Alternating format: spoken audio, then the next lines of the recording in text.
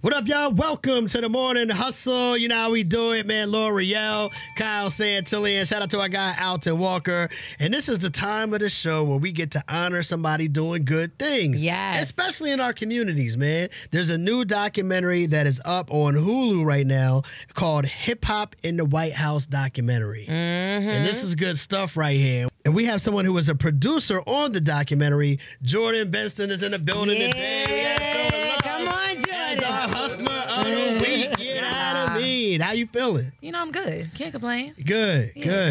And the White House, that's the big house right there, Listen, the that's real the big house. The real big house. Yeah, for sure. I've been watching the documentary. It's on Hulu. For people that have seen some of the trailers, you know what I mean? You've seen Jeezy on there, things of that nature. What was that like working with Jeezy on this documentary? And what is the point that you are trying to get across with the documentary?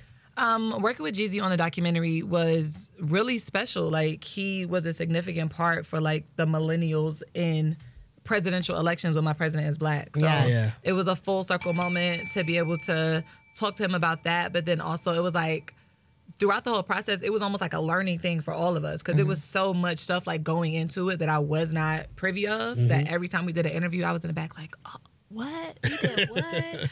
And I think the purpose of it is just for people to be able to realize the power that we have as a community, whether you're on the left or whether you're on the right. Like, people are paying attention to what we're doing and noticing the influence that as a black community, as a hip hop community, that we have, and how we can impact voters and how we can like impact the nation. And also like, not like politics are realizing that, the White House is seeing that, and they're like, all right, let me see who I can get in with. Yeah, and that's what makes it a little scary, because I think like as the times progress, people seem to forget how hard we even had to fight to have rights to vote, and how important that vote is and how much it matters. It's almost like they want us to believe that we're not impactful when it comes to politics and the White House. Right.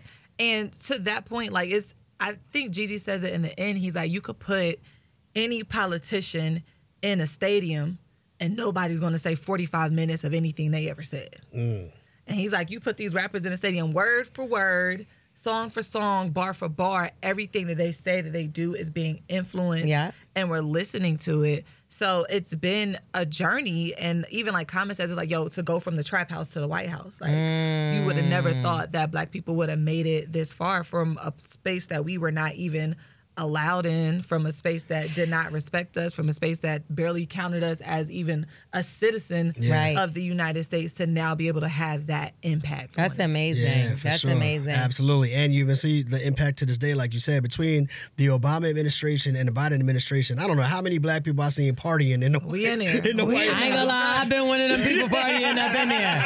They was like, how you got your Tata out in the White House? I'm like, well, they let me in. But if y'all want to send me an invitation, you know what I'm saying, I'm pull up. I'm just mad I missed the D-Nice parties in the White House. Right. Liddy, I'm not going to lie to you. But it is good, and it feels good to see like even us getting involved in that space, because we know there's an important election coming up. So this is a crucial time for y'all to put out something like this to let people know that, like, listen, like you said, when our impact is there, we can make change with it. So instead of us just sitting back and waiting for other people to come up and step up, we need to be those people. We got to be those people. We got to organize. We got to rally together. Like, we're better and bigger and do more in numbers, and realizing like the impact that our numbers have. And I love the fact that, because you're working with Jeezy on this project, you worked with Jeezy on this project, but I think about like even Donald Trump, how he's utilizing rappers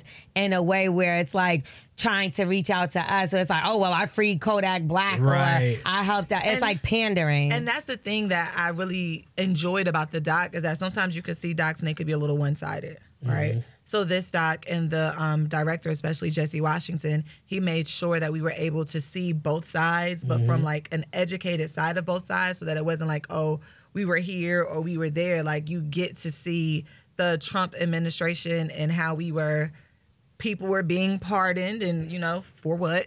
You know, was it because, oh, let me get that vote? Because now it's like, oh, everybody's like, oh, Trump, Lil Wayne got the pardon, ASAP got the pardon, so now he the homie.